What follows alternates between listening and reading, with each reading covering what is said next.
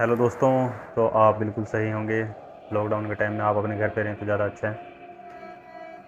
तो आज जो मैं कहानी बताने जा रहा हूँ वो कहानी मेरी एक असली कहानी।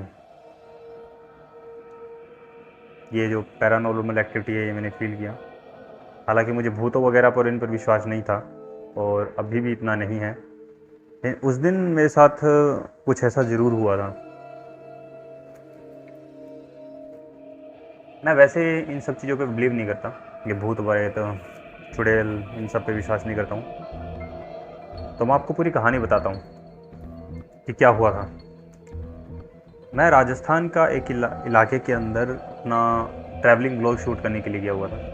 तो वहाँ पर मुझे किसी ने बताया कि यहाँ पर एक हॉरर प्लेस है।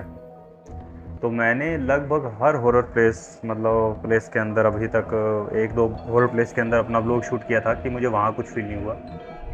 और मैं उस दिन वहाँ भी यही शूट करने के लिए गया था कि यहाँ पर ऐसा कुछ नहीं है। तो मैं और मेरे साथ मेरे 5 दोस्त वहाँ पर जाने के लिए तैयार हो गए और रात के 12 बजे हम उस हवेली के अंदर, वो एक हवेली थी, उस हवेली के अंदर जाने के लिए तैयार हो गए। तो जब हम वहाँ गए हमने वहाँ की चाबी खुलवाई और उस टाइम मैं ब्लॉग भी शूट कर रहा था। हालांकि वो ब्लॉग मैंने पूरा नहीं किया उस वक्त। वो आधा ब्लॉग आज भी मेरे चैनल के ऊपर है। मैं उसका लिंक इस डिस्क्रिप्शन में डाल दूँगा, आप देख लेना जब मैं उस हवेली के अंदर एंटर कर रहा हूँ। तो जब मैंने वहाँ एंटर किया तो मुझे उस टाइम कुछ ज़्यादा फील हुआ नहीं। मैं और मेरे 5 दोस्त तीनों अंदर थे, हंसी मजाक चल रही थी और कमरे में चले गए। रात के करीब 2 बजे मेरा दोस्त जिसका नाम अर्जुन है, अर्जुन बाहर गया किसी काम से, रूम से बाहर। तो जब वो रूम से बाहर गया तो पता नहीं वो एकदम स्लो मोशन में आ रहा था। उसकी नज़र बाहर की तरफ थी और मैंने जब उससे पूछा कि क्या हुआ, इतना स्लो मोशन हो गया क्यों आ रहा है। मैंने उस टाइम उससे मजाक में ही पूछा था ये सब। मैंने कहा इतना स्लो मोशन। तो उसने बोला कि भाई मुझे कुछ आवाज़ें सुनाई दे रही हैं। मैंने बोला क्यों बकवास कर रहा है, दरवाज़ा बंद कर और आगे सो जा। तब मेरा एक जो और दोस्त था जो वहीं का था, उसने बोला कि भाई यहाँ पर पैरानॉर्मल एक्टिविटी होती है, यहाँ भूतिया किस्से पहले हो चुके हैं, लोगों को ऐसा फील होता है, वो एहसास करवाते हैं अपने होने का। तो मैंने उस टाइम उसको भी इग्नोर कर दिया। मैंने कहा यार मुझे आवाज़ें नहीं सुनाई दे रही है, कुछ इसको ही क्यों सुनाई दे रही है। वो तब भी बोला, अर्जुन ने तब भी बोला कि यार मुझे अभी भी आवाज़ें सुनाई दे रही हैं। तो हेमंत ने फिर बोला कि तुम थोड़ी देर शांत हो जाओ, तुम्हें भी आवाज़ें सुनाई देगी। तो मेरे साथ जो मेरा दोस्त, एक और दोस्त ने, मेरा भाई अमन, तो अमन ने जब कहा तो अमन भी बोलने लग गया। अमन ने भी कहा कि यार मुझे भी कुछ आवाज़ें सुनाई दे रही है। मुझे तब भी विश्वास नहीं हुआ, मैंने उस पर बिल्कुल भी यकीन नहीं किया और मैंने उसको भी इग्नोर कर दिया। मैंने बोला यार ऐसे कैसे हो सकता है कि सिर्फ तुम्हें ही ये सब सुनाई दे रहा है, मुझे क्यों सुनाई नहीं दे रहा। मुझे तो कुछ सुनाई नहीं दे रहा, लो मुझे सुनाओ, कहो तो दरवाज़ा खोल दूँ। और उन सब ने मुझे मना किया कि दरवाज़ा मत खोल, अंदर ही रहे, हमें कुछ सुनाई दे रहा है, अंदर ही रहे। उनके कहने पे मैं रुक गया। करीब आधे घंटे बाद जब उनको सुनाई दिया और वो सुन भी रहे थे, आधे घंटे बाद मैंने अपना फ़ोन दरवाजे के पास, एक बोर्ड होता है स्विच बोर्ड, उसके ऊपर अपना फ़ोन टिका के रखा हुआ था।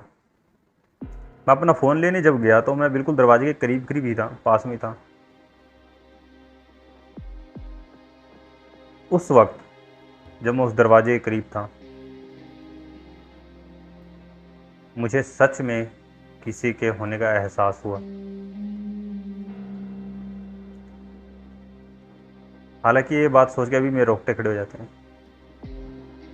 मैंने सच में वहाँ किसी को फील किया। अब वो नहीं पता कि मुझे क्या था, भूत था, जो भी था, वो नहीं पता मुझे क्या था। तो चलो उस वक्त मुझे एक किसी के कदमों की आवाज़ और पायल की आवाज़ भी आनी शुरू हो गई। तो मैंने उस वक्त वहीं ठहर गया। मेरे हाथ में फ़ोन था, अपने फ़ोन को होल्ड किया हुआ था, फ़ोन चार्जर में लगा हुआ था और मेरा पूरा ध्यान ध्यान जो था वो दरवाजे के ऊपर था। मैं पूरा क्लियर सुनना चाहता था कि आखिर है क्या, लेकिन मुझे ऐसा कुछ क्लू नहीं मिला कि वो क्या था।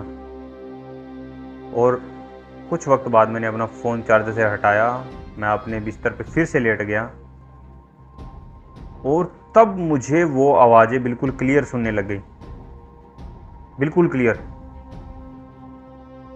कुछ वक्त बाद मुझे उन आवाज़ों के साथ साथ कुछ जैसे छत के ऊपर कोई चल रहा हो या कोई दौड़ रहा हो। हम जिस कमरे में थे उस कमरे की छत पे जैसे एक सब कुछ हो रहा है, ऐसी एक्टिविटी होनी शुरू हो गई। ऐसे करते करते कम से कम 1 घंटा निकल गया। अभी तक हम कोई भी नहीं सोए। 3 बजने वाले थे तो हेमंत ने बोला कि इस वक्त बाहर निकलना सेफ नहीं है। अगर कोई बाहर 4 बजे से पहले कोई बाहर ना निकले, मुझे यहाँ का पता है 4 बजे के बाद सब कुछ शांत हो जाएगा, तब हम बाहर निकल सकते हैं, लेकिन इस वक्त कोई बाहर मत निकलना। उसने पूरा स्ट्रिक्टली बोला, कोई भी बाहर मत निकलना। मुझे पता नहीं क्या हुआ, मुझे कुछ क्यूरियोसिटी हुई या ये मान लो कि मैं अपना ये रोक नहीं पाया कि मैं निकल कर देखूं आखिर है क्या। तो मैंने एक बहाना बनाया, मैंने बोला कि मुझे बाथरूम जाना है तो मैं तो जाऊंगा और मुझे बाहर जाना है, मैं अब खुद को रोक नहीं सकता क्योंकि उस रूम के अंदर कोई बाथरूम नहीं था। बाथरूम रूम से बाहर था, जस्ट लेफ्ट लेके।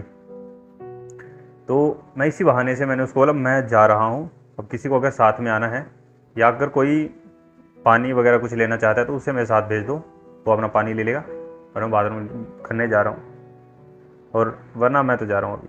तो हमने दरवाज़ा खोला, हम बाहर गए, मैं टॉयलेट की तरफ गया और अर्जुन जो मेरे साथ आया था उसने पानी लेना शुरू किया। हम दोनों की नज़रें बाहर के बरामदे में चारों ओर तरफ घूम रही थी कि हम दोनों को क्यूरियोसिटी थी कि देखें आखिर है क्या। हमें कुछ दिखाई नहीं दिया उस वक्त। हम दोनों अंदर आ गए और जैसे ही अंदर आए हमें एक म्यूजिक जैसा कुछ सुनाई देने लग गया। क्लियर नहीं पता वो क्या था, क्या बज रहा था, क्या चल रहा था, लेकिन कुछ साउंड सुनने शुरू हो गए। हालांकि उसके आसपास मैंने पूछा कि यहाँ कोई रहता है क्या, रात के 3 बजे टीवी कौन देख रहा है, तो उसने बोला कि भाई आसपास ज़्यादा आबादी नहीं है और आवाज़ जिस तरह से आ रही थी तो वो आसपास से ही आ रही थी या छत के ऊपर से। और उसने बोला कि बाहर की आवाज़ें भी अंदर नहीं आ सकती, तो आवाज़ अंदर से ही आ रही है। तो हमें कुछ इस तरह का सुना म्यूज़िक, पता नहीं वो म्यूज़िक था क्या, क्लियर याद नहीं है, वो कुछ क्लियर सुनाई भी नहीं दिया। अब मेरे रोंगटे खड़े होने शुरू हो गए। जब कोई चीज़ समझ ना आए ना तब डर लगता है। मुझे कुछ समझ नहीं आया। अब हम में से सिर्फ मैं और अर्जुन दोनों नहीं डर रहे थे, बाकी सब डरे हुए थे, 1-2 सो भी गए थे। तो हमने भी यही सोचा कि अब सो जाना बेहतर रहेगा और हम सो गए और हमारा वो जो ब्लॉग था वो आधा रह गया कि उस टाइम वो दिमाग में ही नहीं आया कि वो सब शूट करें और वो दिखाएं कैसे। सबसे बड़ी प्रॉब्लम ये थी कि वो दिखाएं कैसे, जो समझा नहीं सकता मैं आपको कैसे। और वो आधा व्लॉग अभी भी मेरे YouTube चैनल पे है। वो जब हम हंसी मजाक में उस हवेली को ले रहे थे और हम जब उसके अंदर गए, अभी भी मेरे चैनल पे, इस वीडियो के नीचे लिंक मैंने डाला होगा, तो देख लेना वो वीडियो का लिंक। उसमें मैंने लिखा भी हुआ है, भूतिया हवेली में हम लोग। वो जब मैंने रात को सब फील किया उसके बाद ही मैंने वो टाइटल चेंज किया, वरना मैं उसके अपोजिट कुछ लिखता। वो आप हवेली उसमें देख सकते हैं। ऐसे अब मैं बता नहीं सकता वो क्या था क्या नहीं, मैंने कुछ देखा भी नहीं, मैंने कुछ फील भी नहीं किया। आवाज़ें इतनी हल्की थी। अब ये बात मेरे अंदर ही अंदर चल रही थी, तो मुझे लगा अपनी यूट्यूब के फैमिली को ये सब बता दूँ। अगर आपको मेरी ये बातें अच्छी लगी, मेरा ये बताना अच्छा लगा, तो मेरे वीडियो को लाइक कर दीजिए और प्लीज़ मेरे चैनल को सब्सक्राइब कर लीजिए अगर आप नए हैं तो। Thank you.